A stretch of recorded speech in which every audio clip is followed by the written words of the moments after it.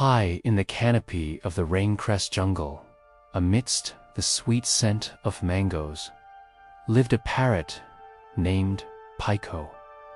Piko was a splash of emerald green, full of confidence, and he loved one thing more than anything else: the sound of his own voice.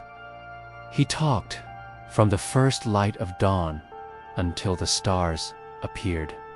He chattered while he flew, narrated his meals, and even mumbled stories in his sleep. But there was one crucial thing Piko almost never did: listen.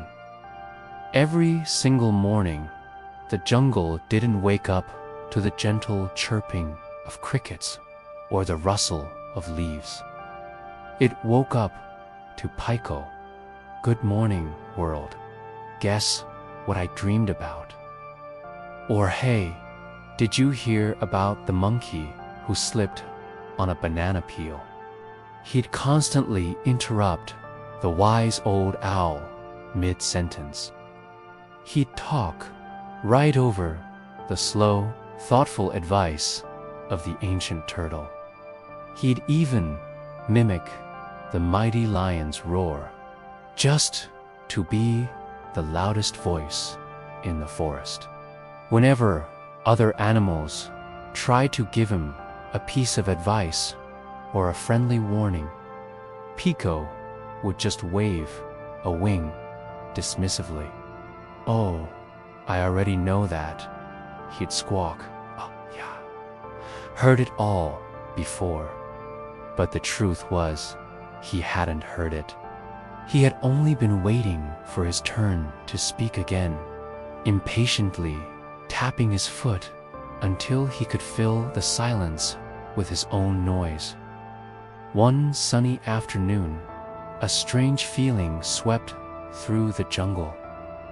The wind carried a message that made the leaves tremble. The usually noisy birds fell silent.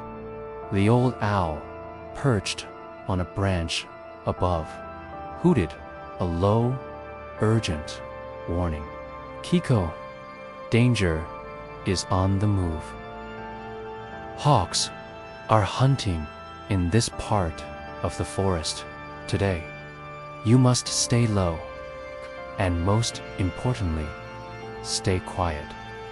But was Piko listening? Of course not. He was too busy boasting, telling a very long and very loud story about how he once flew higher than a golden eagle. "I'm the best flyer in the entire jungle," he declared for everyone to hear. "Nothing can possibly catch me." Below him, a gentle deer lifted its head, its nose twitching. "Piko," it whispered, "the air smells different. Be careful." But Piko just laughed, continuing his chatter and playfully copying the calls of other birds. And high above him, a shadow began to move. Suddenly, that shadow swept across the ground, fast and silent. A hawk. It was focused, deadly, and closing in. Piko only noticed when sharp, powerful claws brushed against his tail feathers. A jolt of pure terror shot through him. His heart hammered against his ribs. He tried to take off, to fly away, but panic made his wings clumsy and weak. He tumbled through the air, crashing into branches and squawking in fear. The hawk circled for another pass. "Why didn't I hear it coming?" Piko cried out, his voice trembling. He didn't hear it because he had drowned out the world with his own voice. Just as the hawk dived for the final strike, A burst of green exploded from the leaves below. A whole flock of parrots, hearing his cries for help, rose into the air together. They flew around the hawk, creating a whirlwind of color and noise and confusion. The predator hesitated for just a moment, thrown off by the sudden chaos, and then flew away in search of an easier meal.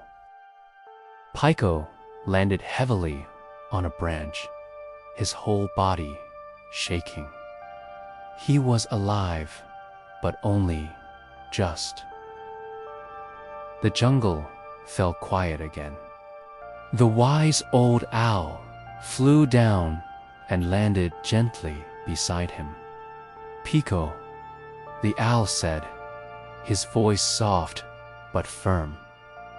"When you do all the talking, you leave no room to hear what the world is trying to tell you." Piko's bright green feathers drooped with shame.